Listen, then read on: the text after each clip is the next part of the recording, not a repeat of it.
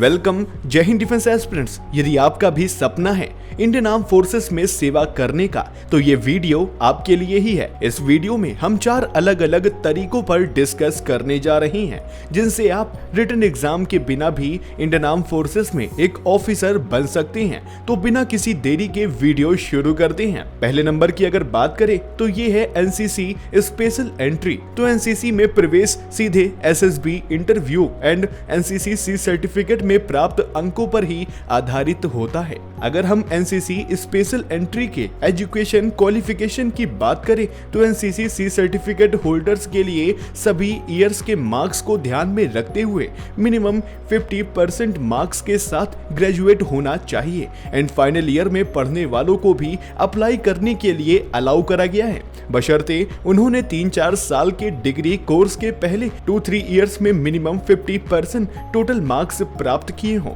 ऐसे छात्रों को इंटरव्यू में सेलेक्ट होने पर कुल मिलाकर मिनिमम 50% मार्क्स प्राप्त करने की आवश्यकता होती है, अदरवाइज उनकी कैंडिडेचर यानी उम्मीदवारी को कैंसिल कर दिया जाएगा। अगर हम आगे बात करें तो कैंडिडेट को एनसीसी के सीनियर डिवीजन विंग में मिनिमम 2 एकेडमिक ईयर तक सर्व करना चाहिए और एनसीसी की सी सर्टिफिकेट एग्जाम में मिनिमम बी ग्रेड प्राप्त होना चाहिए। Words of battle casualties of army personnel के बारे में अगर हम बात करें तो इसमें आपको किसी रिकॉग्नाइज्ड यूनिवर्सिटी या सभी ईयर्स के मार्क्स को ध्यान में रखते हुए मिनिमम 50% मार्क्स के साथ equivalent and words of battle casualties के लिए एनसीसी सी सर्टिफिकेट की आवश्यकता नहीं होती है। सिलेक्शन प्रोसेस की अगर हम बात करें तो सिलेक्शन प्रोसेस में short listing for SSB interview, यानी आपको एसएसबी इंटरव्यू के लिए शॉर्ट लिस्ट होना होगा, फिर आपका एसएसबी इंटरव्यू होगा, उसके बाद आपका मेडिकल एग्जामिनेशन होगा, फिर लास्ट में आपकी मेरिट लिस्ट आती है। यदि ये सारे चरणों को आप पार कर लेते हैं तो आप अपने ड्रीम को पा सकते हैं। अगर हम बात करें यहाँ पर एज लिमिट की, तो यहाँ पर एज लिमिट 19 से 25 के बीच निर्धारित करी गई है। दूसरे नंबर पर जो एंट्री आती है वो है TGC technical graduate course. Unmarried mail engineering graduates को इंडियन आर्मी में परमानेंट कमीशन के लिए इंडियन मिलिट्री एकेडमी देहरादून में टेक्निकल ग्रेजुएट कोर्सेज में शामिल किया जाता है। अगर हम इसके एजुकेशन क्वालिफिकेशन की बात करें तो वो कैंडिडेट्स जो रिक्विसाइट इंजीनियरिंग डिग्री कोर्स उत्तीर्ण कर चुके हों या इंजीनियरिंग डिग्री कोर्स के फाइनल ईयर में हो, वो अप्लाई कर सकती हैं। इंजीनियरिंग डिग्री कोर्स के फाइनल ईयर में स्टडी कर रहे कैंडिडेट्स को सभी की मार्कशीट के साथ इंजीनियरिंग डिग्री एग्जाम पास का सर्टिफिकेट दिखाना होगा।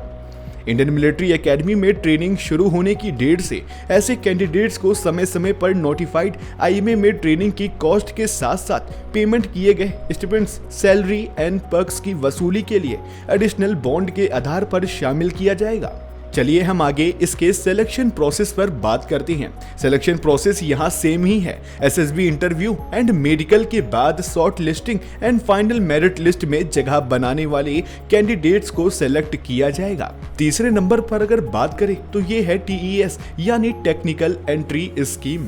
टेक्निकल एंट्री स्कीम के माध्यम से भी आप ये ज्वाइन कर सकते हैं। टेक्निकल एंट्री स्कीम अनिवार्य रूप से जेईई मेंस एग्जाम में उपस्थित होने वाले मेल कैंडिडेट्स के लिए है। यहाँ फिर से कोई रिटन एग्जाम कंडक्ट नहीं की जाती है एंड सिलेक्शन एसएसबी इंटरव्यू के आधार पर किया जाता है। चलिए बात करते हैं एजुकेशन क्वालिफिकेशन के बारे में। केवल वो कैंडिडेट्स जिन्होंने रिकॉग्नाइज्ड एजुकेशन बोर्ड से फिजिक्स, केमिस्ट्री एंड मैथमेटिक्स में मिनिमम 60% मार्क्स के साथ 10+2 एग्जाम या इसके समकक्ष पास किया हो, इस एंट्री के लिए आप आवेदन कर सकते हैं।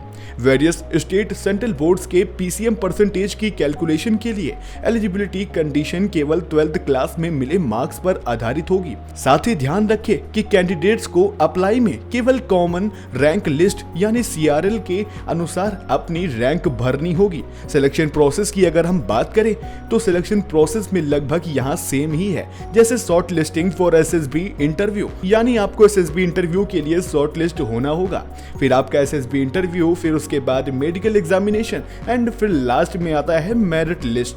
और अगर ये सारे चरणों को आप पार कर लेते हैं तो अपने ड्रीम को आप अचीव कर सकते हैं।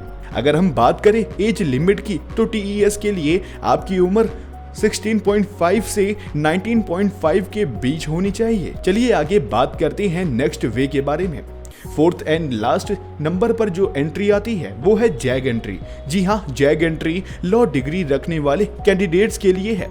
यहाँ कैंडिडेट्स को शामिल होने के लिए एसएसबी इंटरव्यू देना होगा। इंटरेस्टेड कैंडिडेट्स को मिनिमम 55% टोटल मार्क्स के साथ 3 साल या 5 साल की लॉ डिग्री में ग्रेजुएट होना चाहिए। इसके अलावा पिछले वर्ष का क्लैड पीजी स्कोर उन सभी कैंडिडेट्स एलएलएम क्वालिफाइड एंड वो कैंडिडेट्स जो एलएलएम अपीयरिंग के लिए मैंडेटरी हैं, जो किसी स्पेशल ईयर में शुरू होने वाले कोर्स के लिए अप्लाई करते हैं। कैंडिडेट को बार काउंसिल ऑफ इंडिया के साथ रजिस्टर्ड होना भी जरूरी है। सिलेक्शन प्रोसेस की अगर हम बात करें तो सिलेक्शन प्रोसेस में लगभग यहाँ भी सिमिलर ही है। अगर हम बात करें यहाँ पर एज लिमिट की तो जैग एंट्री के लिए आपकी उम्र 21 से 27 साल के बीच होना अनिवार्य है। उम्मीद है आप इन 4 एंट्री के बारे में समझ गए होंगे और एक खास जानकारी आप जरूर जान लीजिए कि इन 4 एंट्री में TGC technical graduate course and technical entry scheme and zag entry तीनों की नोटिफिकेशन आई हुई है,